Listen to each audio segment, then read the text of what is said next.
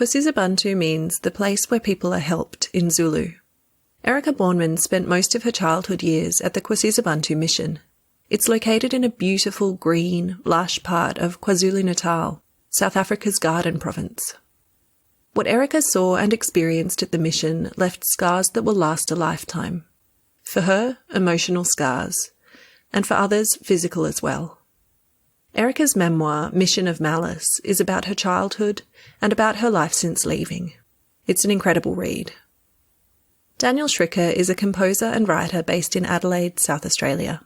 He also spent his childhood and teenage years in KwaSizabantu and has written a series of articles entitled Scaring the Hell Out of You, quote, a 4-part examination of the role of fear in the theology and practices of KwaSizabantu and the psychological implications for children. This bonus episode is an interview with Erika and Daniel, who are kind enough to share their insights, including why they have doubts that KwaSizabantu is capable of changing for the better.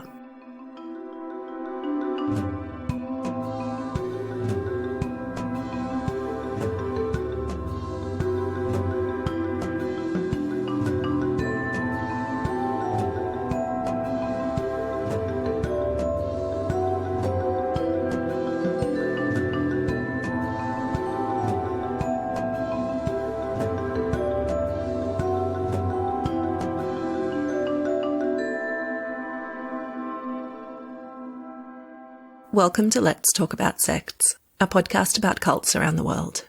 I'm your host, Sarah Steele. Before we start, a content warning. This episode deals with child abuse, sexual abuse, trauma, and mentions of suicide. Please use your discretion as to whether this will be suitable for you and those around you who may be listening too. I've been in touch with Erika Bornman for some months now, and I knew her book was going to be a riveting read. She was kind enough to send over an advance copy, and it blew me away. Mission of Malice, my exodus from KwaSizabantu, is raw, open, tender, shocking, and incredibly insightful. I made many notes as I read it, and Erika's words brought me to tears a number of times. So it's an honour to be able to share some of her story with you today. And as probably goes without saying, I would really recommend you get your hands on a copy. There's a link in the show notes. Daniel Schricker has a PhD in things that I don't understand related to music composition. His 4-part exploration of fear and how it operates in KwaSizabantu is an illuminating read. The 4 aspects he looks at are fear of God, fear of authority, fear of self, and fear of the outside world. Before Daniel got in touch with me, I had no idea that KwaSizabantu had a presence in Australia. So Daniel's perspective was a perfect accompaniment to Erika's story, and I hope you'll get as much out of our conversation as I did. I started up by congratulating Erika on the publication of her fantastic book, and asking how Mission of Malice has been received so far. Sarah, thank you so much for having me on. I'm such a huge fan of your podcast, and it's just such an honor to be chatting to you. You know, my book has been received really well, everywhere except in one place, of course, which is KwaSizabantu itself. I have people, strangers from all over the world, messaging me and letting me know how much they were moved.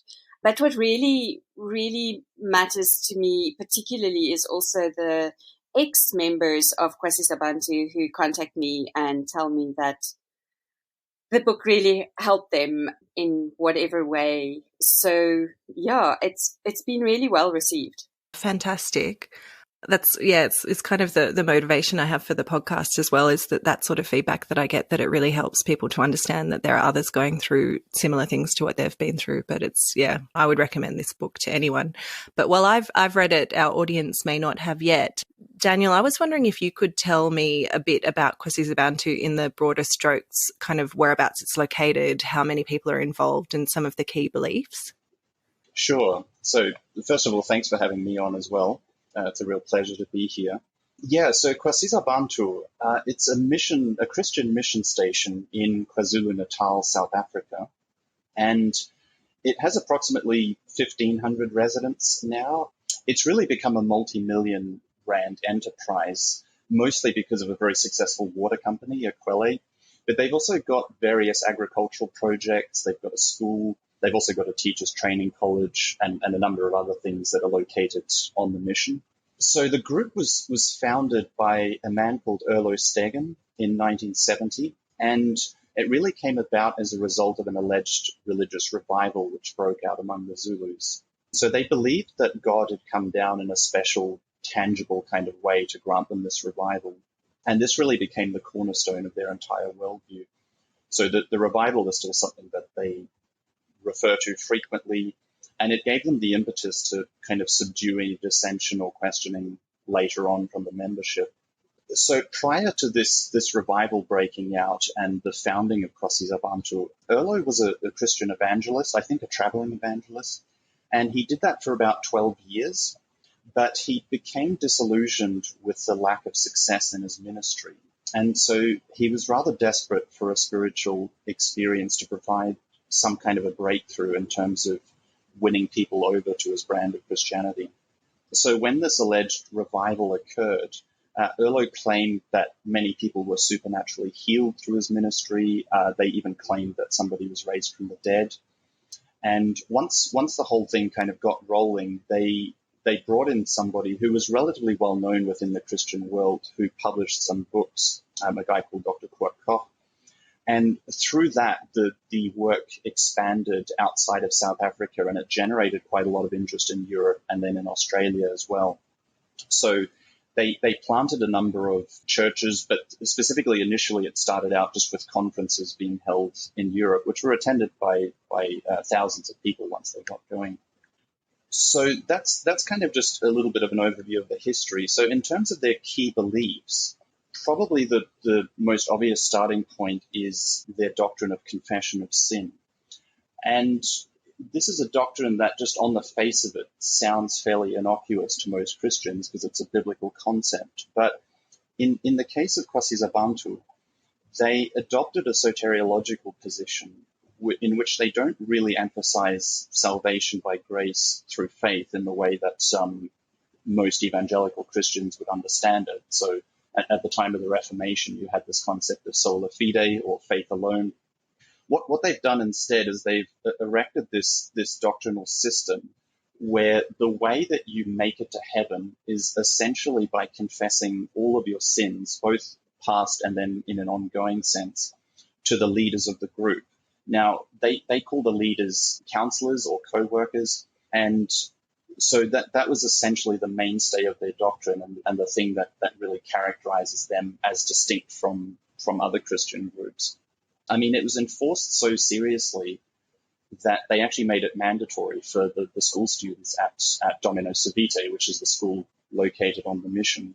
So then the second key belief that I think is really important and, again, really distinct from what most people would think of in terms of the normal religious Christian organization is the laws that surround courtship and marriage.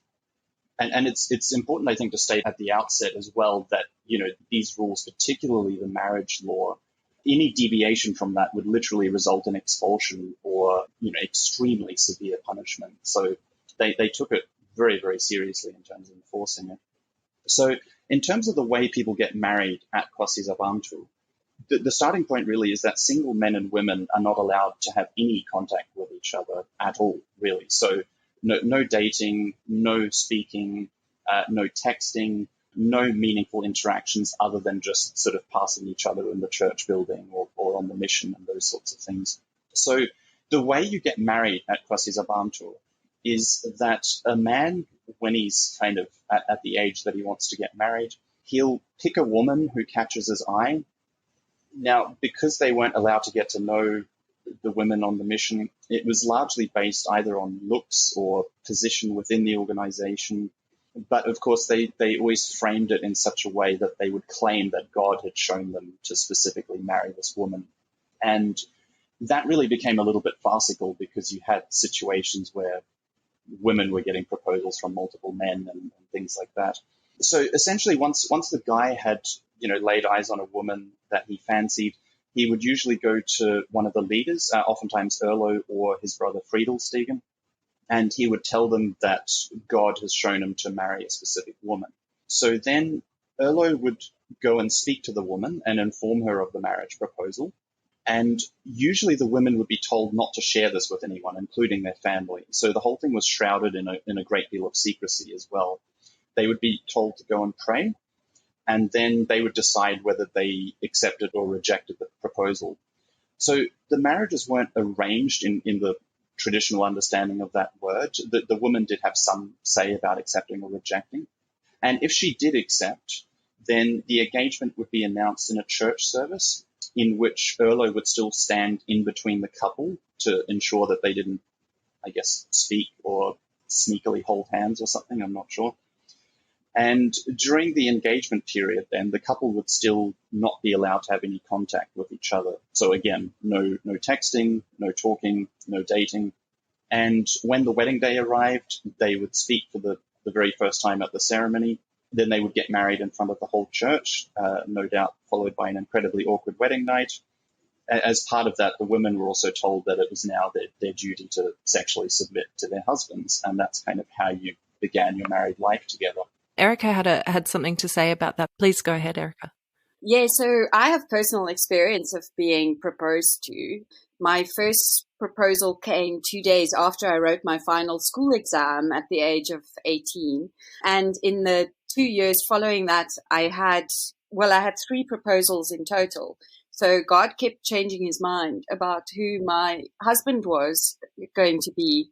But what I actually wanted to mention is that I've spoken to ex-members who actually did get married the KwaSizabantu way. And it's really important to stress that there was absolutely no sex education allowed or given at any point. I mean, I really didn't know how my body worked, even at the age of 19. When I went to the gynae for the first time, I had no idea, what was going on down there. So the people are kept in complete ignorance, and masturbation is completely not allowed. So you have to suppress and confess any sexual urges you may have. And then you marry a stranger, and suddenly now sex is not only allowed, it's actually mandatory. So I spoke to an ex-member who got married this way, a man, and I asked him, so what is the talk? So Erlo, the head of the mission, calls the couple in after their marriage, on the night of their marriage. And then they are called in separately. He speaks to them about sex separately. So the woman goes in first, and it's 2 to 3 minutes, and then she's out. And then the man gets called in. And my friend told me that he was basically told, and I'm sorry if this is a little bit graphic, but he was basically told, you may have trouble finding the hole in the beginning, but it will come right. It might take a few weeks. Then he was told that they're not allowed to use contraception. Contraception is from the devil, and to use the rhythm method, and a very brief explanation of the rhythm method. And then he was basically, that was it. That was the extent of it. There was no talk of arousal or lubrication or anything. His wife told him later that she was told that even if she doesn't feel like it, she needs to submit to her husband because men have sexual urges and it's her duty to fulfill them. Yeah, I mean, that's, really kind of important to understand and quite disturbing from my perspective. Daniel, yes, do go on.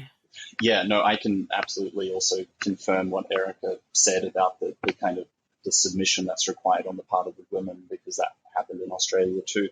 I do know, just like a slightly different perspective, I do know that in Europe, Friedelstegen did allow contraception just because it was something that came up in one of the meetings. But he tended to have slightly milder views than Erlo in a number of areas, I think. So, yeah, that's really one of the things that strikes people as perhaps the most strange about KwaSizabantu when they first encounter it. Because, I mean, growing up in this context, it's always presented as normal to you. But, of course, to an outsider, it's rather horrifying. So then just the final thing that I wanted to mention in terms of the doctrinal system is that really, the entire thing is cloaked in a tremendous amount of fear. And the beliefs, whether it's the marriage or the confession or really anything else in terms of their belief system, it is enforced through fear. That's essentially why I chose to write the 4 essays on the role of fear in KSB's theology and practices and just examine some of the psychological implications for children. So just by way of example, one of the ways that they would coerce the children into confessing their sins was they used to show a film called The Burning Hell. And this was put out by a fundamentalist Baptist preacher called Estos Kierkegaard. And I mean, it really plays like a B-grade horror film, but it contains incredibly distressing images, that would really imprint on the psyche of a child. So their entire theology, at the center of it is this God that is almost exclusively depicted as a harsh taskmaster who doles out the severest kind of punishment for the most minor infractions. And in order to set the children up to follow the rules, they used incredibly brutal punishments, which actually I would now just characterize as physical and psychological torture. They administered beatings for any deviation from the rules, and really horrifying beatings. I've read that they used threats of cutting off children's hands, and then they would also just use public humiliation as a way to sort of get the children to conform, and even at times the adults. So that's probably the main things to know about their worldview just starting out. Yeah, and obviously it's a huge subject and there's an awful lot more. But I remember reading in your essays, I can't remember quite how you put it, but it is really difficult for someone outside of that world to really get your head around what that must feel like for a child. I think it was specifically you were talking about if you hadn't confessed, then done something sinful, then you were going to hell. And so what if you were going to bed at night and you'd done something sinful before you had a chance to talk to your counselor again? Then you thought, what if something happened in the middle of the night and you would just go to hell because of this? It's hard to understand how terrifying that might actually feel for a child. Yeah, absolutely. And so even like in the Australian branch of KwaSizabantu, they didn't have the same physical and child abuse in terms of beatings and things like that, but they absolutely had the same set of doctrines. So, I mean, I remember wrestling with that anxiety just, in relation to God and confession and all of these things. And I mean, it really created some significant psychological problems, not just for me, but for other people that I knew in the church. Oh, absolutely. I've spoken to many ex-members and let's call them survivors who also said that they would also obsessively write down any sin before they went to sleep, hoping that if they died in their sleep, which is something the mission told you often happens, God could come and take you at any time. And so you never knew when you went to sleep whether you'd wake up the next morning. And they would obsessively write down their sins in their diary, hoping that God would accept that because they didn't manage to see their counselor before they went to sleep. And sin could be something as simple as I felt a little bit of irritation at being asked to do this, or I pulled a face when my mother asked me to do the dishes, or, really, really stupid, tiny little things. And you would lie awake in fear because you didn't manage to confess it. And I mean, those were kind of the minor things in the South African school context that might get someone a pretty severe beating as well, right? Yes.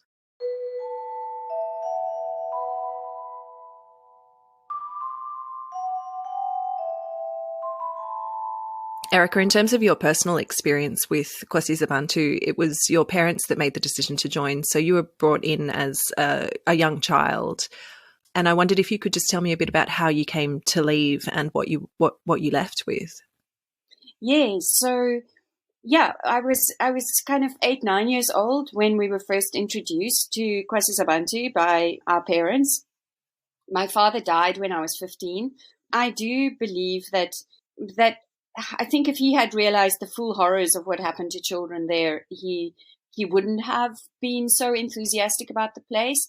But I never told him what they did to the children. And I asked my brother, and he also didn't. It's like we were trying to protect our parents from their bad decision, which is something that we both kind of regret doing. But you know what? When you're a child, you think that you can make everything better, and you don't realize even that it's abuse because... Well, and also if you're being punished in that severe kind of way, I'm sure you internalize that you've obviously done something very wrong to deserve it. Oh, absolutely. I believed I was bad and evil, and they actually tell you that, Alo stated it so many times from the pulpit that you have to break the spirit of a child by the age of 3. And in my time, they used beatings to do that, and psychological fear, and the threat of eternal hell, and the threat of communists as well. But so for me, I matriculated at the school at KwaSizabantu in South Africa, and I was immediately given 45 little 5-year-olds to teach English. So at the age of 18, I became a teacher. I was being sexually groomed and molested by my counselor, who was a male. This is the other thing, is the counseling really allows for a lot of sexual abuse to happen, because the children are in complete ignorance, and their counselors have one-on-one sessions with them at all times of day and night where there is nobody else present. So I was being groomed and molested, and my dad's brother, Chris, at the time they were living in Sweden, and he came to visit and saw the place, and then he said to me, I was speaking French and German, and he said the best way to really get to know a language is to spend time in France and Germany. And he did this because he really felt that he needed to get me out of there. And my mother allowed me to go. I was 20 years old. My mother allowed me to go on the provision that I spend time with people in Europe who are part of KwaSizabantu. And so I did that. And I spent 9 months there. My aunt and uncle then offered to pay for my university tuition at the University of Maastricht in the Netherlands, because I really wanted to become an interpreter at the United Nations. And I phoned my mother very excited, and she said, no, you told me you're coming back in January, so you are coming back in January. Now, by this stage, I was already 21, but I didn't know that I was allowed to make my own decisions for myself as an adult, because at KwaSizabantu, for a girl, she is the responsibility of her parents, and she has to obey her parents until the day she gets married. And then she has to start obeying her husband. So because I wasn't married yet, because I somehow dodged 3 proposals, I still don't know where I got the courage from to tell Elo to his face that, no, I don't want to marry these men. But anyway, I'm very glad I did. So because I wasn't married, I had to obey my mother. So I dutifully came back to South Africa, and I was going to just start teaching at the school again, because back then Domino Savite had unqualified teachers teaching the students. So what happens if you've been away for a long time? You kind of come back, and then you have to go and greet all the important people. And you have to go and say hello, and I'm back. And then they ask you questions and you answer. Anyway, so I went to greet this man, my counselor, Muzi Gunene, and he pinned me against the wall and groped and kissed me. And I just thought, I cannot live like this. It's a long story, but I thought that I was the evil one, that he was doing this to me was because I was the evil one. And so I phoned my dad's sister in Pietermaritzburg, which is a town 120 kilometers from KwaSizabantu. And I said, Iris, please, can I come and visit? And she said, of course, my child. And so my mother had to give me permission to get a lift to go to Pietermaritzburg, because I had never been taught to drive and we didn't have a car. So I had to get lifts if I went anywhere. And she believed I was only going for 2 nights. And so I packed a tiny little bag so as to not arouse suspicion. And when I got to my aunt, I just said, I can't go back there. And then she allowed me to live in her home, and I found a job, and that's how I managed to get out. And you came out with clothes for the short trip or something? Yeah, I did go back a few times to go and see my mother, and then I managed to get a few more clothes. But, honestly, those aren't clothes that you really want to wear in the outside world anyway. So, yeah. Mm-hmm. Mm-hmm. It's their clothing regulations are very strict, nothing showing too much skin. Your dress has to have sleeves. It can't be too low cut. It has to be below the knee.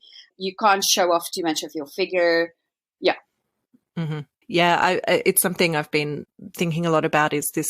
It happens in so many of these similar groups where a young girl is blamed for being a temptress for men, even though she's really taught that she is second to men in every other way. And it's, again, I guess, hard for me to really put in my mind what that must feel like, but it makes sense that you blame yourself because you've been told that that is your fault if that happens. Absolutely. And he's a man of God. And men of God are pretty infallible at KwaSizabantu. Just while we're on it quickly, do you mind telling me very briefly what happened to that particular counsellor afterwards? Oh, yes. So he left of his own volition, even though another ex-member, KwaSizabantu, told me that since 1982, he had been warning Alo about this man's sexual misconduct. What happened to me happened in 1987 to 1993. And he eventually left in the 1990s of his own volition to make his way in the world. And he is a convicted murderer, and he is in jail at the moment for murdering an estate agent. He got his son and I think two of his son's friends to help him murder this woman. And then he tried to get money out of her account.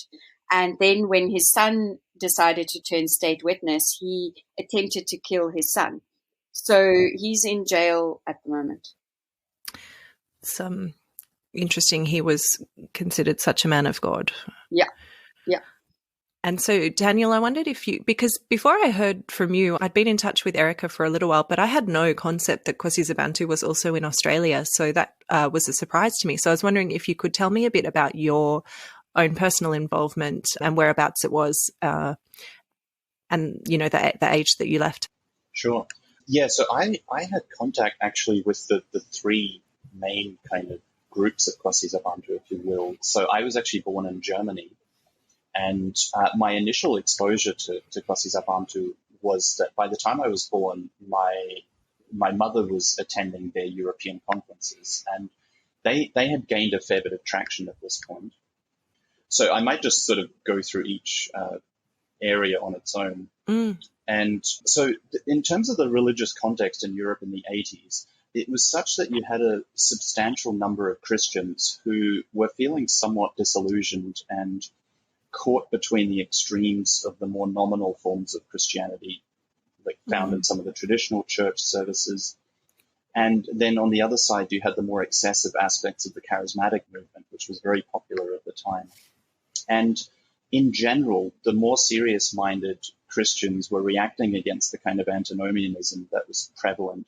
And they were seeking a form of religion that was serious, but also promoted an experiential Christianity. And so it was into this context that Erlo Stegen entered and promoted the revival. And I think just because there was kind of a group of people looking for something like it, that the movement gained traction there quite quickly. So for me personally, my mother just happened to be given a tape by Erlo Stegen. And then in sort of just inquiring more about him, she discovered that he happened to be traveling through Germany at the time. And along with my father, they went to hear him speak on a number of occasions. And my father gradually became more apathetic towards KwaSizabantu, but my mother and my sisters and I, we attended the European conferences regularly in my early childhood. And although I don't think this was the reason why my mother felt so drawn to KSB, once she had gotten involved, the group and the conferences also became somewhat of an escape for her because she was married to a narcissist.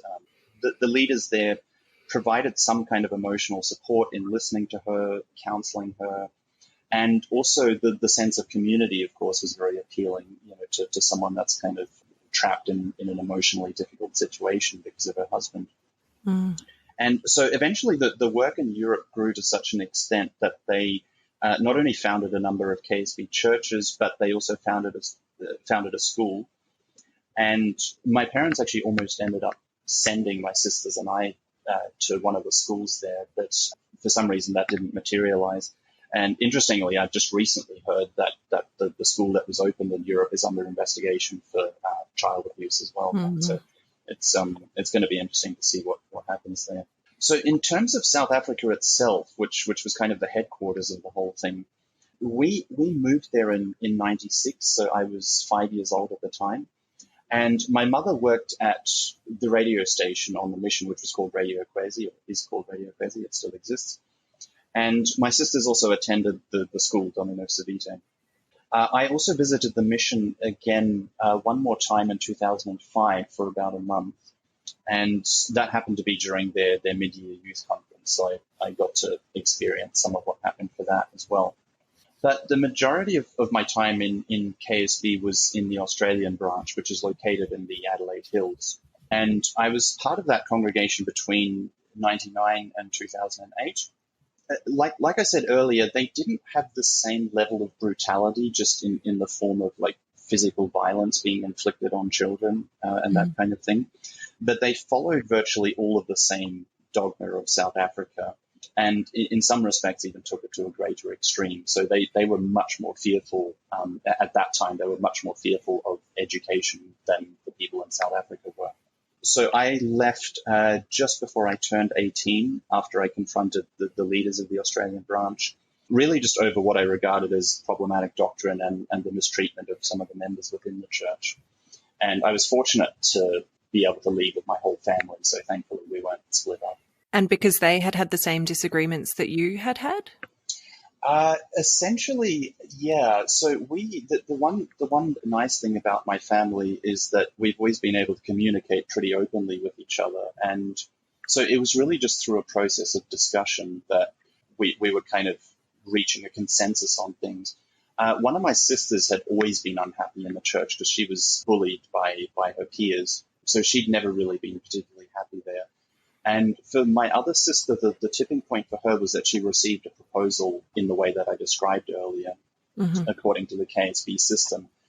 I think it opened her eyes a little bit to, what was really going on, because when she declined the proposal, some of the leaders told her that if she didn't get married the KSB way, that she could expect a marriage like her mother, which was an incredibly cruel thing to say because, my mother was stuck in a very unhappy marriage at that point. So, yeah, that's kind of how we all came onto the same page, as it were. That's really fantastic that you were able to leave together, although, yeah, I know that doesn't mean that there are no issues afterwards. And Erika, your book doesn't end with your leaving story, but spends a lot of time on the aftermath and your journey to speaking out, as well as the ramifications of speaking out. It deals a lot with your ongoing trauma and trying to navigate life after a childhood of being taught your worthlessness, particularly as a woman. I've spoken to many women now who came out of cults and ended up in abusive relationships, as you wrote about with your marriage, even though it was many years after leaving.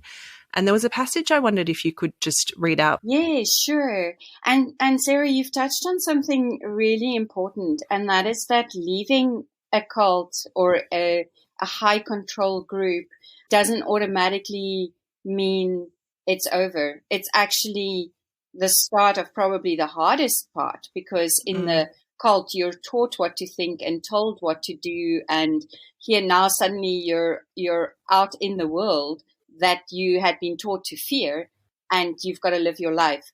But yeah, getting back to my sense of womanhood, this is the passage in the book. After a lifetime of silencing my intuition when it comes to men, I've grown really good at ignoring red flags. I don't realize it, of course. I like to think that I've become more enlightened, but the indoctrination I got at KwaSizabantu, that women are inferior to men, that we have to guard against leading men astray, that we're whores, sluts, and Delilahs, left an indelible impression. This, despite the fact that intellectually I've known for years that their ideas about gender roles are totally unsound. That was one of many passages that stuck with me. I've kind of copied and pasted a bunch just to go back over, because I think you just have a way of putting things that makes it really understandable. And I wondered if you could just tell me a bit more about this kind of cognitive dissonance between being able to recognize gender equality as a sound concept, but still being trapped into these damaging patterns in your own relationships that were still really rooted in what you were taught throughout your childhood. Yes. So I turned 50 this year, and I ran away. I left at the age of 21. So that's a long time out in the world, And I got married at the age of 47, and it was in that year of marriage with an emotionally abusive man that I completely lost myself. It got to the point where I had obsessive suicidal ideation. It wasn't that I wanted to die. I just felt like I no longer knew how to live. And what I realized, I've managed to get out of that marriage mainly because I was in therapy. I started going for therapy because I wanted to kill myself. And what I realized was that I had basically recreated the KwaSizabantu inside my own home with an authoritarian male telling me what I'm allowed to do, what I'm not allowed to do, and telling me how bad I was and how evil and selfish and horrible I was as a person. And it was in therapy that I realized that as a child, my personal boundaries had been demolished. The people who were supposed to be taking care of me were the people who were abusing me and who I was fearful of, and that I was trying to please them all the time. And so I had no personal boundaries as a child. And as an adult, I didn't have the tools to create them. So I made a beautiful life for myself. And intellectually, I mean, I'm a fierce feminist, but I hadn't translated that into really healing those deep wounds as a child. And I think what I was doing, and I mean, I did the best I could, and we all do the best we could, but I was kind of more slapping layers of paint on a crumbling structure, thinking, now this looks better. Oh, yes, that's better. But the structure behind these paint that I was painting was crumbling. And it was in therapy. And oh my God, thank God for good therapists, where I realized that I did not believe myself worthy of love. And I believed that I deserved to be treated badly because I believed that I was bad. And the day before I turned 50 in August this year, I watched the sunrise and I started crying, but it was a good cry because I realized for the first time in my life, I actually like who I am. I like Erika. I don't feel the need to pretend to be anyone. I don't feel that I have this darkness inside me that I need to not show people and not let somebody close because they're going to see this evil wickedness inside me. I now know that I am a really good person and I'm a lovely person and I like myself. And it's taken me almost 30 years after leaving the cult to get to that point. Oh, it's it's heartwarming to hear that you've come to that point, but it's like heartbreaking to hear that it took so long because you seem like an incredible person to me, and it's just terrible that environment had caused it to be so difficult for you to be able to realize that. And I think it also really speaks to how important it can be to find a good therapist. And I know from speaking to so many people who've come out of cults that is not often an easy thing to do, to find someone who can really understand exactly what it is that you've been through as well. Yes. And Sarah, you know, there are so many people walking around with these really deep wounds. And in South Africa, you know, as in many countries, but in South Africa especially, many people aren't financially able to seek therapy. You know, even if they could find a really good therapist who is trauma informed, they don't have the money to go for therapy. And my biggest desire is to somehow be able to create something. And I don't know what shape that is going to take, but I think my book is a starting point where these wounded adults can come and find just glimmers of hope and tools to help overcome this extreme hamstringing that KwaSizabantu did to all of us. Yeah. Yeah, and with a lot of cults, people are taught within those cults that actually psychologists are evil in and of themselves, so it can stop people from getting that kind of help afterwards too. I mean, there are so many blockages to getting the help that's needed. Another one I think about a lot is, you know, some groups work so hard to shut down any support networks that happen through ideas around defamation or that kind of thing, which is just, Yes. I find very frustrating that coming out of a highly controlling group, you can't even have a support group of other people to talk about your experiences with because it's been shut down by the cult.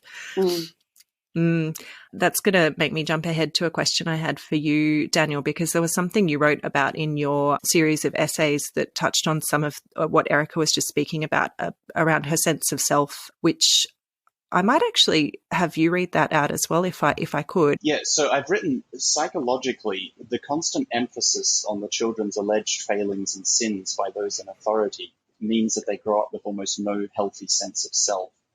Anxiety and insecurity are the norm, and simple tasks can feel overwhelming due to the pervasive fear of failure or doing something wrong. That really struck me, and I have found that fear is pretty much always present in cults, and it's an incredibly effective tool of coercive control in all of its forms. I guess in relation to your essays, it's a big question, but I wondered if you could tell me a bit more about this on the level of the confessional system and the public shaming, which you explored a bit in those essays. Yeah, certainly. So in terms of the confessional system, it's something that's inextricably linked to their view of God's character. Most of the people at KwaSizabantu have absolutely no sense of certainty about being in God's graces, and they feel this constant pressure to work to stay up to date with their confession in order to get some semblance of divine favor, really. And so that's the theological aspect of it, but then there's also a psychological component. And so bear in mind that confession is the primary way that you avoid hell in their worldview. Then on top of that, they define certain aspects of humanity as being sinful. So, for example, as an adolescent, you're taught that if you have a crush on the opposite sex, that's sinful. And Erika's already pointed out that so are any feelings of sexual arousal. And anytime you breach this rule, you're required to confess it to one of the leaders or pastors. And that's really the only way you feel any sense of absolution.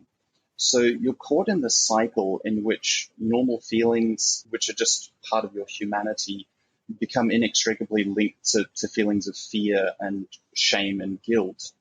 So that's kind of more on the private level. And then in terms of the public shaming, there were really two elements to it. So firstly, there's the psychological duress that causes people to feel like they have to publicly humiliate themselves to atone for their sins.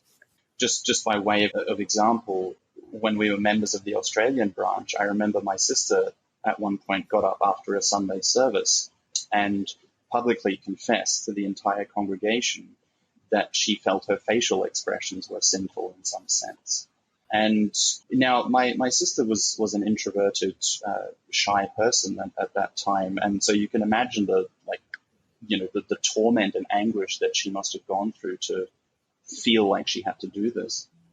But then at times there was also the public shaming done by others, which was either done by the leaders or even just by other members of the church. And so, for example, when my sisters attended Domino Savite, the school in South Africa, they recall a girl being forced to wear a tail and a sign around her neck which said, "I am a tattletale," which strikes me as particularly ironic because tattletales were surely encouraged. Right. Normally they did encourage that. So I'm not sure why that happened in this particular instance. But it's really that these sorts of behaviors and the emotional control that's taking place within KwaSizabantu, where I think something like Dr. Stephen Hassan's bite model really does apply in terms of characterizing them as a cult.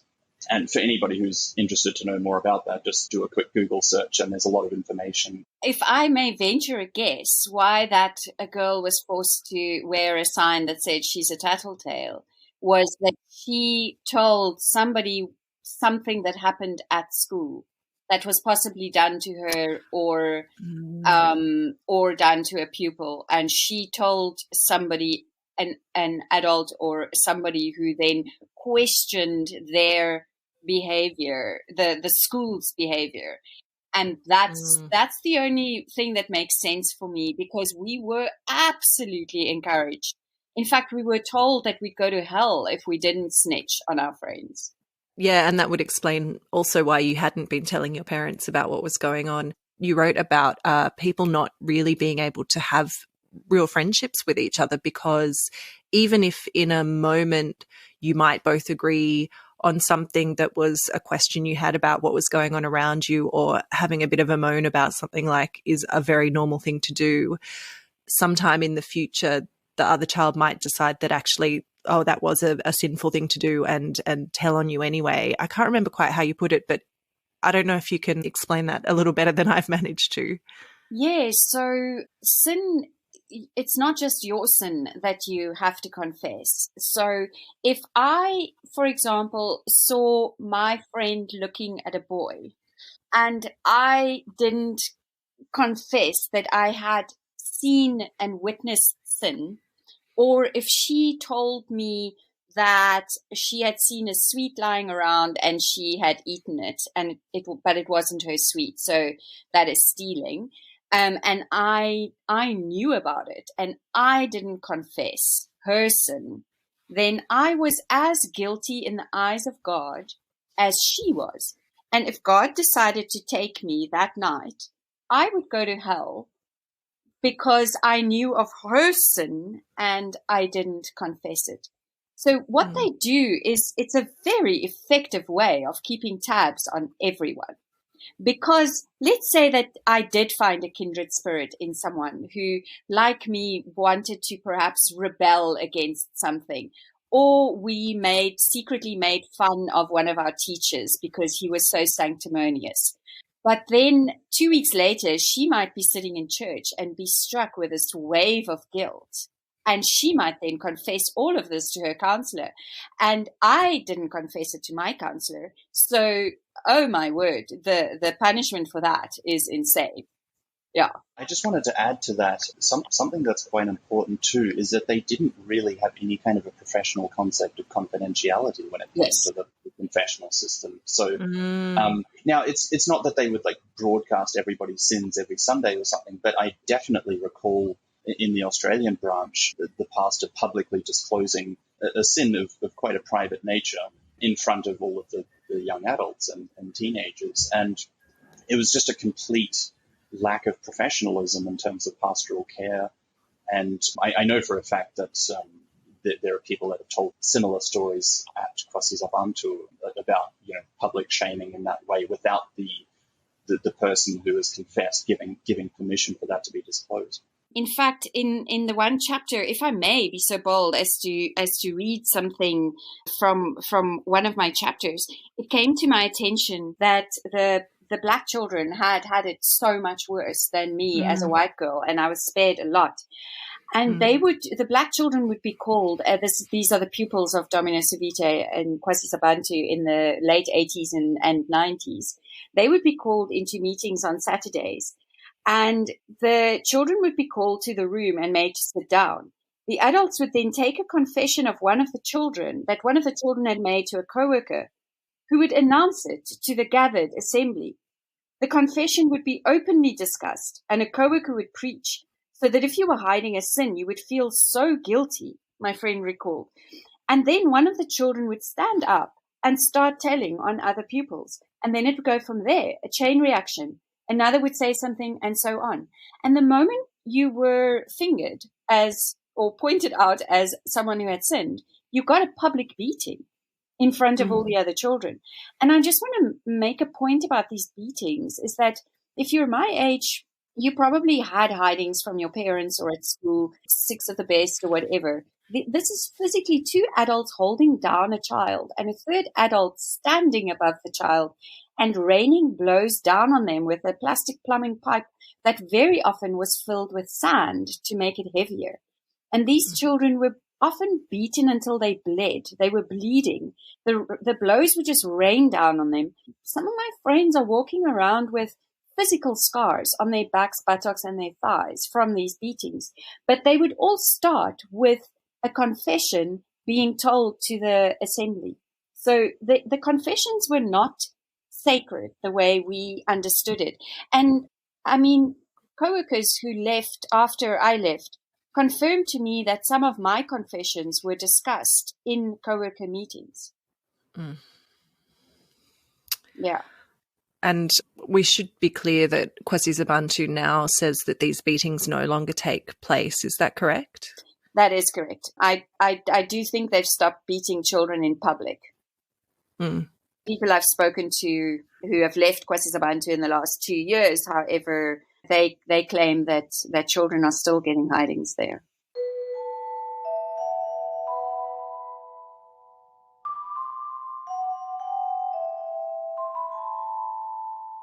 Daniel, you reviewed Erika's book and you mentioned that you had a really strong visceral reaction to a passage in there that was an emotionally traumatic event which was triggered by the simple act of being asked to make a fruit salad.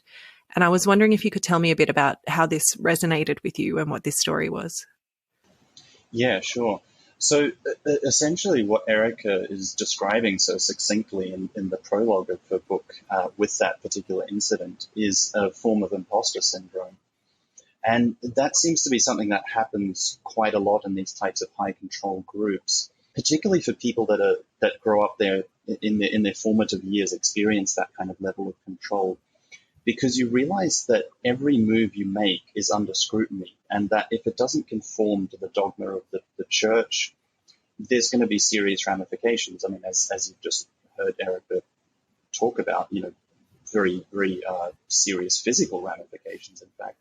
But more than that, you've got this theological framework where, there's this malevolent, omniscient God who is constantly watching you. And he's also waiting to punish you severely for the most minor misdemeanors. So, I can recall vividly in my mid-teens developing a form of scrupulosity, which is essentially just a religious form of obsessive-compulsive disorder, because you're just constantly living in terror of God punishing you for your sins. And it's really just in the imagination of a child or an adolescent, you kind of just imagine the worst at that point in terms of what that's going to look like.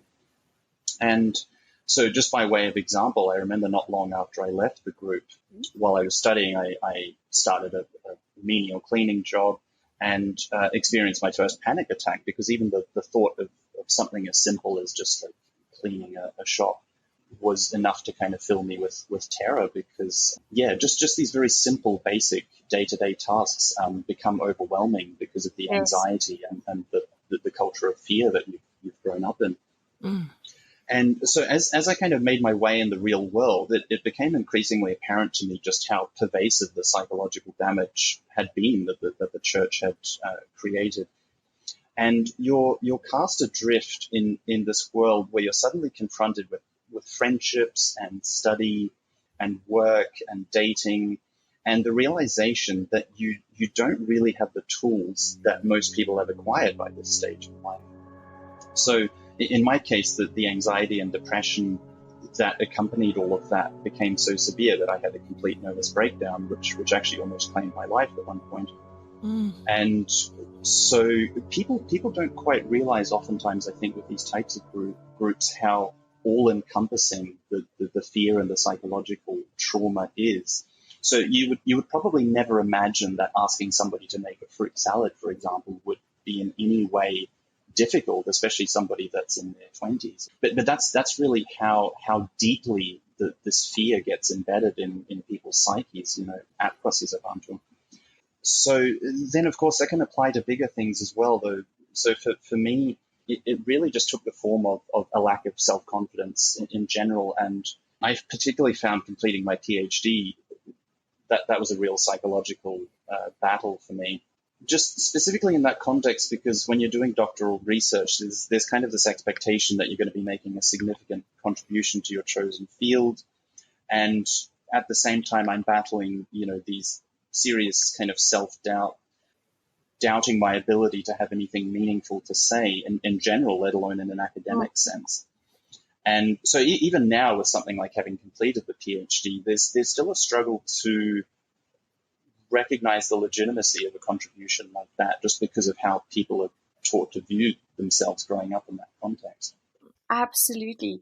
Even I got the book deal and I needed to start writing, and I spent about 2 months in abject fear that that I couldn't do this. And then even after I had finally handed in the book and it was actually at the printers, I would lie awake at night, petrified that it simply wasn't good enough, and that people were going to look at it and go, what on earth is this woman saying? Like, how could she write a book? And it was only, and thank you, Daniel, for that absolutely amazing review that you wrote of my book. And that really helped me to see that actually I did a good thing, and the book is a, when people say to me it's a lovely read, I'm almost moved to tears because I just didn't think that I could, and of course, writing a book is kind of a big deal, as you would know, Sarah.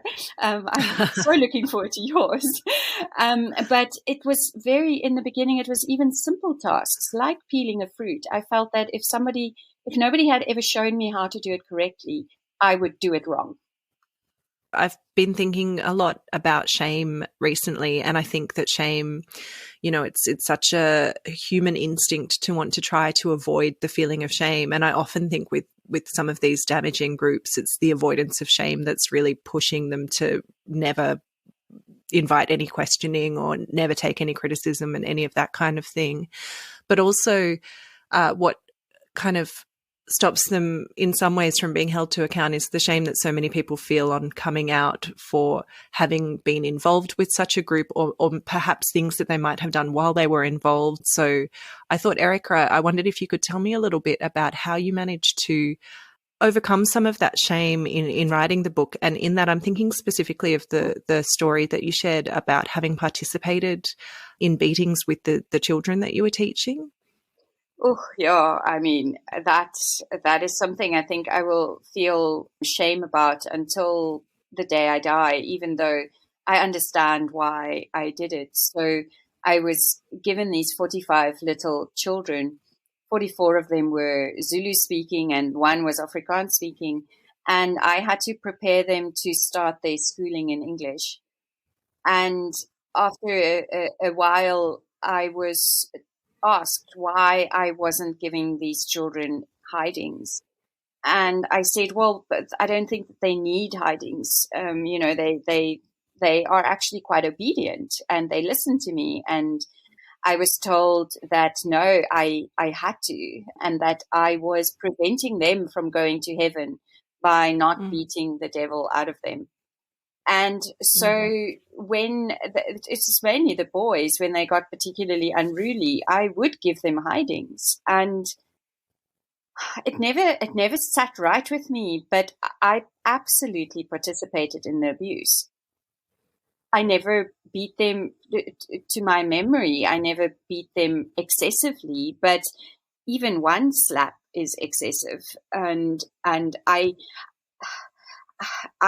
when I wrote my book, and the reason I included it in my book and other things, is I feel it's important to not paint myself as this, martyr or minimize what I've done wrong in my life.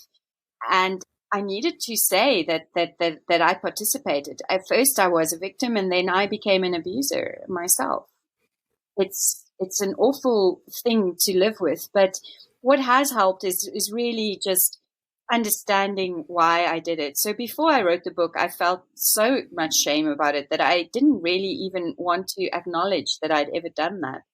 And then I realized that shame actually belongs to KwaSizabantu. And yes, I am responsible for my actions, but I did it because I was told, and I believed that I needed to do what I was told. And the same with the sexual shame that I actually still grapple with. And I think anyone who has experienced any kind of sexual abuse, including grooming, will understand that shame. And I know that shame belongs to Muzi. And I'm actively working to not be ashamed. And I'm very lucky to have a partner at the moment who I can speak very freely about these things. And it's helping me lift the shame that I feel around arousal even. But shame is a big thing. I don't think I have the answers to any of that. No, but I think it's important to be able to acknowledge it, but also as a demonstration of what things good people can do in these situations that they never would have otherwise done in other circumstances. That's not something that ever would have come naturally to you by any means, obviously. Absolutely. Yeah. And shame festers in silence. And if there is something, I think my advice would be that if there is something you feel deeply ashamed about, is find a way to discuss it with somebody that you trust. Because the moment you shine a light on shame, it shrinks. I think that's really good advice. And you also just mentioned the shame around the sexual abuse, and that kind of takes me to another passage that I'd pulled from your book for you to maybe read out. Yeah, I have it. This is again from my book. Neither women nor children have a voice. And because there is a ban on sex education, children, especially girl children, are not taught that when someone touches you inappropriately, you speak up. You know that something is wrong, but you don't know what exactly. And this is a man of God who is touching you inappropriately, but you're not 100% sure that he's touching you inappropriately. And how could he be touching you inappropriately when he's a man of God?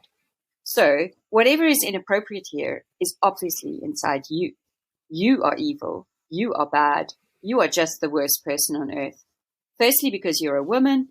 And secondly, because this is a man of God. You are completely, totally, utterly vulnerable to abuse. You have no boundaries. You have no knowledge. You have no voice.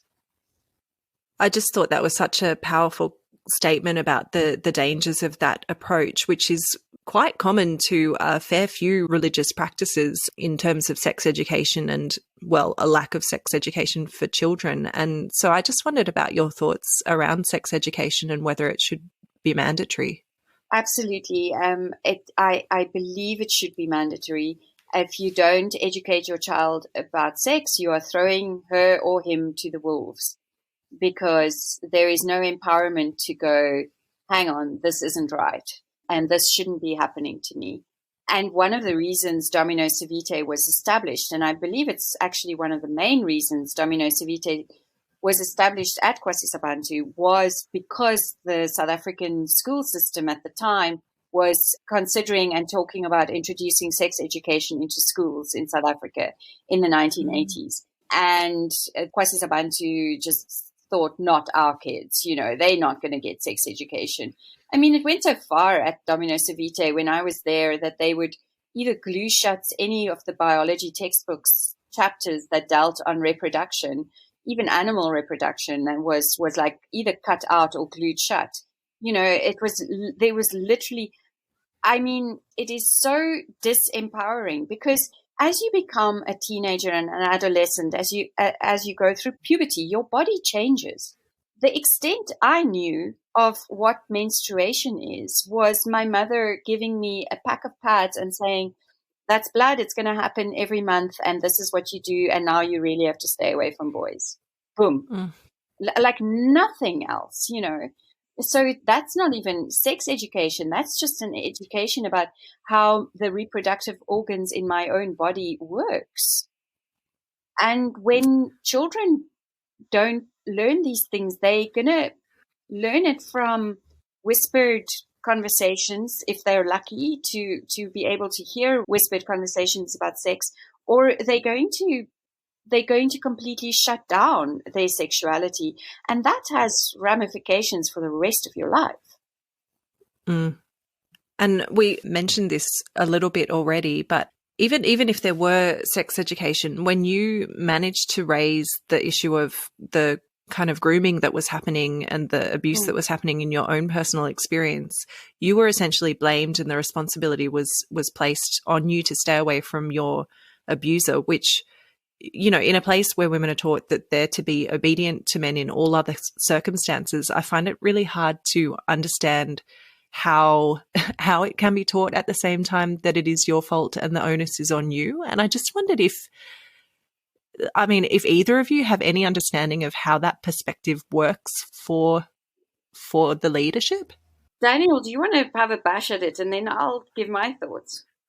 Yeah, well, I probably just have one main point to make about that. I think you're probably better at answering the specifics of it, but just in general, the mission will protect its reputation at all costs. So lying is okay. Certainly blaming the victim is okay, as long as they can exonerate one of the leaders or the mission as a whole. And this sort of comes back to the point I made at the start about the revival. So this is really something that they've kind of deified to such an extent that they take an approach where the ends justify the means, and the ends being protecting what they see as God's work. And they are absolutely happy to step over people in order to do that. And I think this is one area where that applies. So if a woman has been, groomed or sexually assaulted, they feel quite comfortable rationalizing it in some way to make it the woman's fault, because to acknowledge that one of their esteemed leaders is actually in the wrong here would sort of throw a spanner into the works in terms of their concept of a man of God and the revival as a whole. Mm. It serves the leaders to keep their flock in ignorance, and that's true for any cult.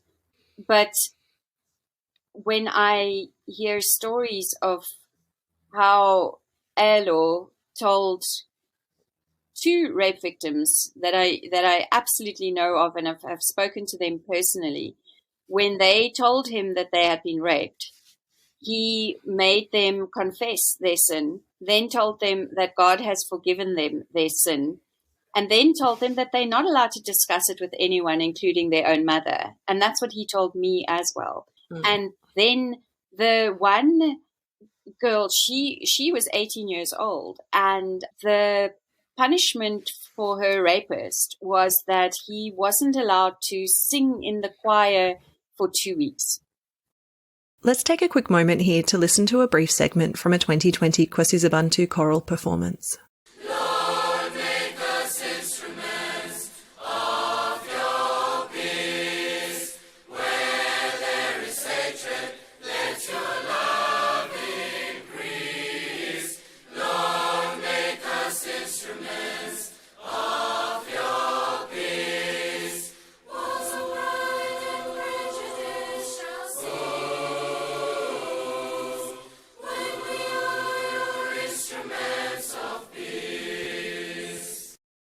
So, yeah, he wasn't allowed to Right. participate in the choir singing for 2 weeks, and that is the censure he got. And if I may just add to that she went to Elo immediately after the rape. So if she had been taken to hospital or to a police station then, all the evidence was still on her, and there would have been a successful prosecution of rape. Instead, she was told that she was forgiven and not to speak of it to anyone. And now KwaSizabantu is blaming those very girls, those very women, and saying, well, if it was so bad, why didn't you go to the police? Why haven't you made a case? I just wanted to add to that as well. One thing that has come out in a number of reports, this has been corroborated by a number of people, that apparently one of the things that the leadership at KwaSizabantu would do in the instance of a rape or sexual assault is they would ask the woman whether she had screamed. And this was based on a specific verse in the Old Testament, which I can't quote for you now. But so again, it was basically saying, blaming the victim as though they had done something wrong, which is just frighteningly ignorant and, callous towards the women that experienced this. And again, the purpose was just really to exonerate the people that were in positions of leadership. It sounds like from what you say, and I do remember reading about the, lying is okay if it is in the service of the mission or whatever, that if it's an ends justify the means kind of a picture, it's almost like the individual is expendable in that scenario. Yeah, absolutely. And to that I say that if your God needs a human being to lie to protect him or her, then have another look at your God, Yes, that would make sense to me. Daniel, I was just wondering what you would say to others who might be on the verge of joining a similar group, and whether there are any particular warning signs you think that they should look out for. Yeah, that's a really interesting question, just because even religious groups can take so many different forms. But I suppose that the first thing to be aware of with that is that I would say that if it seems too good to be true, it probably is. And what I mean by that is that a lot of these types of groups, they actually give off a kind of utopian aura, as it were, when you first come into contact with them. I mean, I've heard so many people say about KwaSizabantu when they first encountered it, they would use language like, well, it's heaven on earth, or, it's a kind of paradise. And there's always this kind of utopian language that gets associated with it. And I mean, this might just be my rather bleak view of the world, but I really don't think that utopia is to be found here. There's always problems wherever you have people, and no matter how good or godly or whatever it is you think about them, human beings being what they are, they're not going to be able to create this kind of utopia. And secondly, I think in terms of joining a religious community, whether it's a church or a kind of bigger organization like KwaSizabantu, I would really urge people to make sure that they're doing it for more than just psychological and emotional reasons, which I think is very difficult for most of us, because I think a lot of what we do in terms of decision making comes down to emotional and psychological needs rather than the rational part of our brain. But do the hard work of examining things critically. And in the case of Christians who are looking to join a particular religious group or church, I would really highly encourage them to read literature and sources outside of that particular denomination. We live in an age now with the internet being what it is, where we have more information at our fingertips than ever in human history. And so, particularly for Christians, examine the teaching of whatever Christian organization you're choosing to join, not only in terms of what the Bible says, but also just in terms of church history. And if it is the case that they are teaching something brand new because they claim God has spoken to them, or they claim some kind of special divine revelation, I would just run, really. I mean, I would exercise such extreme caution, because the likelihood of that being the case is virtually none, And then I suppose that the final point on that is don't ignore feelings of cognitive dissonance once you're in a particular group. So if you find that you're battling to hold incongruent ideas in your mind simultaneously, or, just questioning the belief system, the foundation, really examine why that tension exists, and don't just keep pushing those doubts away. Get an answer that is satisfactory. And if you're told by the leaders or by people in the group that it's not a good thing to question, then again, I would say, just run out of there, because you don't want to be in a restrictive environment where there's some kind of information control taking place. So just by way of example, something that comes to mind, I remember when I was in my mid-teens and I was still part of KwaSizabantu, and I remember reading biographies of Christians just throughout history who had obviously no ties to KwaSizabantu because they came before it, and I remember reading about the way that they got married. And now KwaSizabantu has always claimed that their way of getting married is the true biblical way. In fact, as recently as a couple of weeks ago, they preached an entire sermon about this. And I remember thinking in my mid-teens, how is it possible that all of these great Christians throughout history somehow missed this rather obvious truth that KwaSizabantu would have us believe is God's way of doing things? And it was enough to set up a cognitive dissonance in my mind to think maybe these people aren't infallible, and maybe there isn't only a black and white way of looking at the world and only one correct way of doing these things. And then just the one other important point, I think, is that if you're in a group that in any way tries to isolate you by restricting your access to family, to friends, to people outside of the group, I think that's definitely a red flag. I mean, in the same way that we understand that that's kind of a red flag in a romantic relationship when you have a partner that's trying to isolate you in some way or cut you off from your family. Same thing with these types of groups. I mean, the amount of families that KwaSizabantu has destroyed where there's no contact between the loyal followers of the mission and people who aren't part of it is just horrendous. So that's also just something to be aware of. just don't allow somebody to control your relationships to that extent. Yep. Erika, did you have anything to add to that? And also maybe any advice for someone who might already be in a similar group? Yeah, I think Daniel really nailed it. Don't silence your intuition or the cognitive dissonance. And do they create an us and them? Are they the ones with the truth? And do they allow you to question their leaders or their doctrines and that? Is there a robust discussion? Can you have a robust discussion with them, or do they silence dissent? And also, how do they treat people who leave? Are they shunned? Are they just excommunicated? Or is it okay? Are they welcome to come for the odd service? Or, is there a complete breaking of bonds? For someone who's in a group that they might be starting to think, oh, hang on, I'm being controlled here. My advice, wow. Well, firstly, well done for listening to this episode.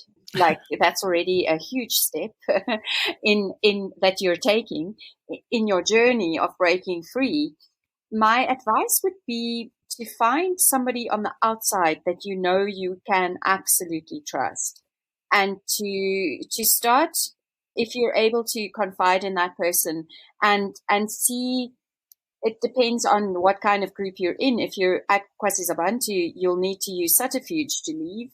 But if you're in another high control group, start speaking to people outside of this group and start fostering relationships outside of the group. And speak to other people and not only the people in the group. And sometimes easier said than done, I suppose. Definitely. I was very lucky that I had an aunt I could call. Yeah. And a question I ask everyone who's ever been in one of these high demand cultic groups, which there's never a simple answer to it, but I was wondering if I could get each of your thoughts on how much you think the leader and leaders really believe in what they teach, and how much do you think is the pursuit of power or manipulation of people to get what they want? Erika, I might ask you first. Yeah. Sarah, that is such a difficult question. I would like to believe in the goodness of these people and that they started out being really good, but I have to tell you that I highly doubt their sincerity from the beginning. And I'm talking about the high leadership now, not the people who got sucked in and moved their way up. I think they genuinely probably believe. But as for the founder and his sidekick, look, the woman who's apparently probably in charge of the place at the moment, because the founder has dementia, she's the one who claims she was raised from the dead. And I kind of think, okay, so you were trying to fool people right from the start. So I don't think her or Elo had many good intentions. Daniel? Yeah, I think there's, and Eric has already alluded to this, there's probably a distinction that you have to draw between the very, very, very top of the leadership, so people like Elo, and the very select group of people that are in the inner circle there. I think that the slightly lower down leaders, I do think they probably sincerely believe what they teach. Yes. There's no doubt in my mind that they actually believe God granted them some special kind of revival many years ago. And in fact, they would go so far as to say that the revival is continuing. But to me, that actually makes the situation more dangerous because, people, when they feel justified committing evil in the name of God, there's really no rational way to approach them anymore because, hey, they've got God on their side. Who are you to tell me that what we're doing is wrong? So there's a sense in which both scenarios are incredibly dangerous. One, if you have narcissistic, manipulative leaders that are exploiting people for their own gain. But equally, if you have people that are sincere but very misguided and committing the same atrocities. The other thing, I suppose, is that if history has proven anything, it's that it's almost inevitable that even if an organization starts off well and without nefarious intentions. If you put in position a leadership that has no accountability, and KwaSizabantu does not have any accountability from the outside, and even within the group, the leaders don't really have a great deal of accountability. I think human nature is such that most people are going to be corrupted by that in some sense and then start taking advantage of their position. So I really don't know. I suspect Erika may be correct in terms of that there were people right at the start in terms of the originators who had nefarious intentions. But even if that wasn't the case, I think very quickly once they assumed a position of power without accountability, they really had free rein to take advantage of people. I think that's such a good point. And I totally agree with you. I always keep coming back to it. Just has to be kind of transparency and accountability are the things that we need in any kind of group of human beings who are, forming a community or any kind of governing structure because otherwise, even if you had the best people who started out whatever this benevolent dictatorship is, as soon as you've got someone who rises to the top who isn't so benevolent, then the structure's there for them to take advantage of and become abusive in. Right. Yeah. Erika, many people aren't able to speak about their experiences in cults, which I totally respect. And it can be an incredibly difficult and emotionally thing to do. And of course, everyone deals with their own trauma differently. Often the groups they've exited can be very litigious or threatening in other ways. I'm sure you were nervous and you mentioned being worried in other ways about your book, but speaking out yourself initially, and you're clearly very able to talk publicly about your experiences now. So I was wondering if you could just tell me a bit about that path and what got you there and why you feel that you're able to do this work. Yeah, Sarah. So I actually started speaking out against KwaSizabantu in 1996. Which was 3 years after I left. I think it took me about 2.5 years to understand and realize that no, I might still be heading for hell, but what I experienced was abuse, and that is what the children are still experiencing at that time. And I contacted a French village where KwaSizabantu wanted to open a school, and I warned them. And that was the first time that I publicly spoke out against it. And then in 2000, I wrote an article for a women's magazine in South Africa about my experiences. And I think that for me, it has always been about trying to save the children still growing up there. And the children I was trying to save in 2000 are now adults there, and many of them are still there. But they are having children, So for me, it is absolutely, I'm driven by this knowledge that, okay, they might not be beating children till they bleed in public anymore, but they still believe that you have to break the spirit of a child by the age of 3. And how are they doing that? And so I do feel for the adults who get sucked in, but I still feel they have some agency. It's the children who are born into this that I cannot be silent. But yes, it used to be hard for me to speak about it. And I actually went quiet for about 20 years, partly because I didn't think that I was able to affect any change. And it was now 20 years later, when more and more people are willing to speak out and doing so publicly, that I think we actually might have a chance of changing things. I also, I don't know if we come to Earth with a purpose, but if that is the case, then I really strongly believe that there's a possibility that I was put through that because I am strong enough and eloquent enough and brave enough to speak publicly and to keep doing so, even though it's hard. I don't really like the fact that thousands of people now know some of my deepest thoughts and some of the things that I've always been most ashamed about. It's not like making all that stuff public about me doesn't bring me particular joy. I'm doing it in the hope that it helps. And that's my reason for speaking about my experiences and writing this book. Yeah, but I also feel very strongly that it is everybody who has any survivor of abuse. It is their decision whether to speak about it or not, whether to go to the police or not. Like nobody can tell somebody who endured abuse what they should do with that experience. So for me, it is speaking out and being very public about what happened to me and the ramifications that had on my life. But that's not the case for everybody. I don't know if I answered your question. No, you did beautifully, and I completely agree with you, and it's absolutely everyone's personal choice as to how they approach that. But I do want to say I just really admire you for it. And for me, with the podcast project and everything else around that, it's been, everything I've learned is from people who've been able to have the strength to speak out about their experiences, and it's really helped me to understand these dynamics and how they operate. And hopefully, as it goes out to a wider audience, we get more of an understanding in society as well, so we can hopefully make some change and try and stop more of the victim blaming narratives that come out.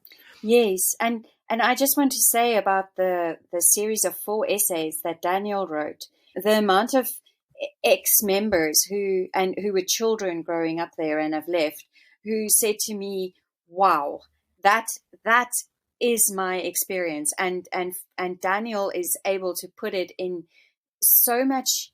I mean, he's just absolutely brilliant in the way he highlights what happened and then the effects that have. And I think I know that he has already helped so many people just by those 4 essays. So Daniel, please keep writing. Don't stop writing. Well, thank you for that. You should know that somebody raised in KwaSizabantu isn't particularly good at receiving compliments. So I'm blushing here at the moment. But no, and similarly, I mean, something I had in mind to just say at the end of this conversation was actually the exact same thing to Erika. I mean, the amount of it's really opened the floodgates, not just the book, but Erika's involvement with the documentary and the podcast series and some of the news articles. I mean, it's given permission and a platform for people to come forward and share their stories. And, I think there's a great number of people that are extremely grateful to Erika and the other people that are involved with that. And what is it like for you to be speaking about your experiences as well, Daniel? I think it's been cathartic in a sense. So even though I left KwaSizabantu quite a long time ago now, there's been a tremendous feeling of solidarity, just realizing that what I experienced, and honestly, my story pales in comparison to some of the abuse that we've heard about now. But just realizing that even some of the psychological effects is not something that I alone have suffered, but that there's so many of the people that are going through the same sorts of things. And then, Erika's already touched on this. I mean, I had people reaching out to me as well after writing the essays, complete strangers, people I'd never met at KwaSizabantu, and just saying things like, you've described my childhood, to a T kind of thing. That was obviously tremendously encouraging, just to realize that it was resonating with people and hopefully providing some small measure of healing, just to have the recognition of saying, yes, what you experienced was abuse, despite what KwaSizabantu was trying to tell you now in response to the allegations. And your story does matter, and the pain you've experienced matters. I think you've both sort of touched on what the outcomes that you kind of would like from sharing your stories in terms of helping others to recognize what they've been through. But I wondered whether you think there's any real possibility of KwaSizabantu being capable of changing for the better.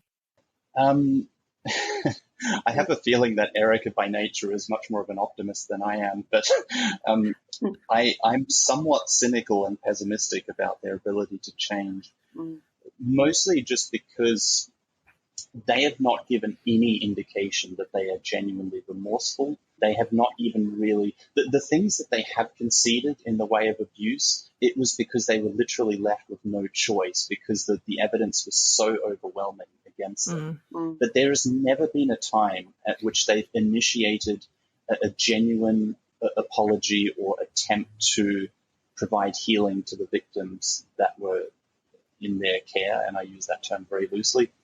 And I think without a genuine acknowledgement that they are actually in the wrong, that they're not God's special people, but that they have perpetrated a systematic level of abuse that literally has destroyed a couple of generations now, I really don't see a great deal of cause for optimism.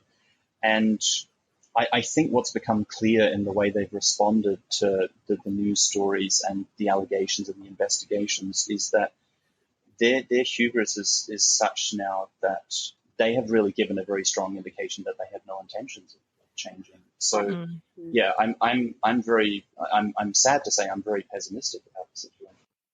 I fully Erika? agree with Daniel. And yes, I am the Pollyanna who always sees the pretty picture that it can be. But that place has to be shut down. Not the place. There's amazing industries and everything that could actually, it garners millions and millions and millions of rands every year.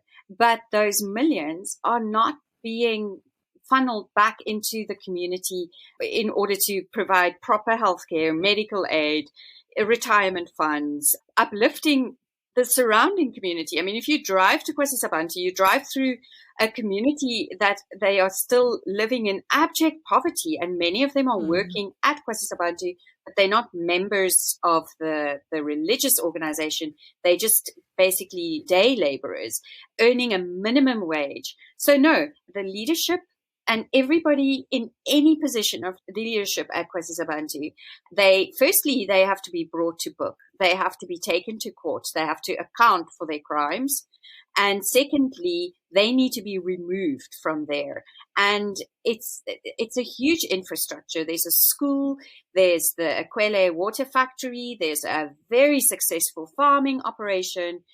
And I really don't know how one goes about dismantling the leadership and making sure that the profits from those things don't go into the leaders' pockets for them to squander 160 million at least, but for it to actually be run as an organization that really contributes and gives everything back to the community. I don't know how that happens. I'm a writer. I don't know these things, but I know that is what must happen. I just wanted to add to that as well, just because we've been talking about KwaSizabantu not only in terms of the mission station in South Africa, but the branches. So something that people may not know is that most of the European and the Australian branch of KwaSizabantu have since cut ties with KSB. Now, while I'm quietly optimistic that at least they've taken that step, I think they also need to accept responsibility for having affiliated themselves and perpetuated some of the same abuse, even if it wasn't the physical kind of abuse that was taking place in South Africa. And the reason that I say that is a while ago, like a year or two ago, I had a very brief exchange with a current member of what was formerly the Australian branch of KwaSizabantu. And I basically was just asking him, you know, what the deal was in the church now in terms of their relationship to KwaSizabantu. And the response he gave me was that, well, any idiot can see that KwaSizabantu is a problem. And I'm not by nature an angry person, but it actually did upset me a little bit because that certainly wasn't the response I got from the leadership when I made them aware of the problems. And so I think what's problematic is that they're letting themselves off the hook far too easily by just trying as much as possible to quietly slip away and pretend that they were never a part of this. For example, the school that they planted here in Australia used to be called Domino Savite. Well, that became rather awkward for them because a quick Google search of that name doesn't bring up particularly happy stories. And now they've just renamed it to something far more generic. And that frankly, to me, is just not good enough. You have to accept responsibility that you perpetuated, at the very least, spiritual and psychological abuse, and that you need to own that and do something about it. Yeah, and that's what the Swiss school is supposedly doing by appointing 2 psychologists who are not related at all to speak to the children who were pupils there. And so we'll see what happens with that. But if I may, Sarah, just to read a very short paragraph from my book, right towards the end. KwaSizabantu has not shown an ounce of remorse. They want us to move on. They say they want their victims to contact them for reconciliation. Why? And then I go on about how wrong it is of them to expect us to go to them. And then I say, this desire to have people move on is typical of abusers. They want their victims to let it go already. No, we will not be moving on anytime soon. And do you know why? Because without genuine remorse, without reparations to victims, and without a stated intention to change behavior, they will do it again given the chance. Abusers stop abusing when under scrutiny. When the scrutiny goes away, they pick right up where they left off. And therefore the scrutiny cannot be lifted until they have been held fully accountable, until they have publicly acknowledged how they abused people and how they covered up that abuse, how they knowingly allowed abusers to live among them, or quietly ask them to leave without protecting the most innocent among them. The leaders at KwaSizabantu refuse to recognize that they have done anything wrong. And that's the bottom line. They are spending a lot of money repairing their image in the public eye, but they are not spending any of that money in actually contacting the survivors who have spoken out. They're spending a lot of money making sure that people question us and question my motives and question my account. They devote a lot of time to that, including my mother and sister. But they have not once reached out to me in 25 years that I've been speaking out against them. They have not once reached out to me to pick up the phone and say, Erika, we are sorry. Not once. I'm jumping in here to play you some audio from a KwaSizabantu devotion live streamed on the 9th of September 2020. This is Erika's mother speaking alongside a Zulu translator. If you happen to meet up with my youngest daughter, you can tell her mother is still waiting at the foot of the cross. Uma kwenzeka wena uhlangana nendodakazi yami encane ungayitshela ukuthi unina usayilindile enyaweni zesiphambano. There is still time that the Redeemer can uproot that root of bitterness. Kusenesikhathi ukuthi umhlengi usengayisimpula leyo mpande yokubaba. And save her life. Asindise ukuphila kwayo. Shall we pray together? Asithandaze. Lord, have mercy on us that you, in your great mercy, we will never give in to allow a root of bitterness to grow in our lives. Nkosi siyacela ukuthi usihawukele ukuze ukuthi Nkosi ngomusa wakho singavumeli nakancane impande ebaba ikhule empilweni zethu. Because it has the power to defile so many. Back to the interview again. And they're not spending any of that time, trying to mend any bridges between families that have been alienated or to do any of those kinds of things. And they're still fracturing families in 2021 to this day. Mm-hmm. Yeah. Mm-hmm. I did think there was, in this case, there is kind of one thing that some people could do. I guess maybe that's only in South Africa, which is to perhaps boycott the water. Yeah, because I believe that the only thing they respond to is commercial interests and having their commercial interests potentially damaged. I don't think they respond to any other kind of pressure. Yeah. So that's Equelle water that they can avoid. Is that correct? Yes, absolutely. But please, if you're in the UK or in the EU, don't stop buying South African avocados because there are many, many amazingly wonderful avocado farmers in South Africa. What needs to happen is the export company, Halls & Sons, they need to investigate KwaSizabantu because they're exporting their avos and garnering them millions of rands with that as well. Mm-hmm. Well, I think that's everything that I had on my list. And I did want to ask if there was anything else that either of you would like to talk about that we haven't covered. Well, I'm just going to, I'm sure you're going to do this too, but I'm just going to plug Erika's book a little bit. So go out and buy Mission of Malice by Erika Bornman. It's an excellent read. It gives you a very, very good oversight of KwaSizabantu. Thank you, Daniel. And links will be in the show notes. And Sarah, I just want to thank you so much for the work you've been doing for a long time now. I think what I love so much about your podcast is that you not only give the survivors a platform to tell their stories, but you actually investigate how these groups operate. I think you're doing really important work in helping people understand the mechanisms of these groups and the devastation they wreak on everything and everyone. And I think you're doing such amazing work. So I just want to say thank you to you. And thanks to Daniel as well. I mean, we've never met. He was basically, I think, about to be born or just born when I left, So our time at KwaSizabantu occupied different decades. But he's we've just really connected, and him bringing his intellect and understanding to the question, he's just been able to put so much into words that has already helped so many people. And I'm hoping that we're actually also stopping people from getting involved, and not just helping the people who are involved, but actually stopping potential joiners from joining. And that's also really important work. Yeah, I think that's right. If there's more opportunities for someone to Google a group and be able to read about varying experiences that might cause them to think twice, then that's definitely helpful. Well, that's very kind of you to say, Erika. It's really very generous, and I think you're both very eloquent about your experiences and the wider understanding of how this particular group operates. It's been such a pleasure to speak with you both, and I really appreciate you taking the time to explain this one to me. It's been, fantastic. Well, thank you for having us on. You're very welcome. Thank you so much.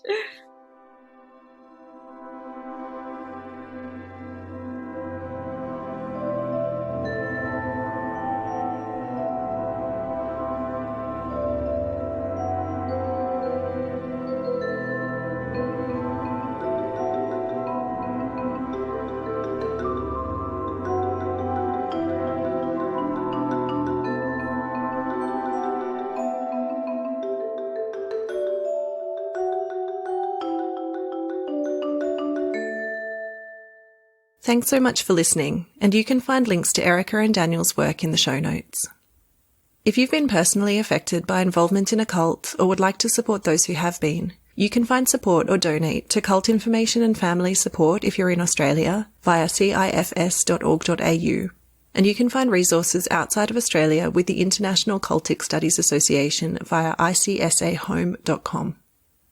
If you or someone you know is in crisis or needs support right now, please call Lifeline on 13 11 14 in Australia, or find your local crisis centre via the International Association for Suicide Prevention website at iasp.info. Let's Talk About Sects is produced and presented by me, Sarah Steele. Sound design and music is by Joe Gould. A huge thanks to Erika Bornman and Daniel Schricker for sharing their stories with me for this episode. You can access ad-free episodes and support the production of this independent podcast via Patreon, patreon.com/LTASpod, or with a one-off donation or merch purchase. Supporters are also currently helping me to write a book that draws together the themes across Let's Talk About Sects. And for those wondering, my manuscript is on track, though it turns out writing a book is a pretty overwhelming process. This gives me even more admiration for people like Erika who've managed to publish one. If you have as many lovely things to say about the show as Erika did, a free way to show your support is by dropping a quick review on Apple Podcasts. Thanks for listening, and I'll catch you again soon.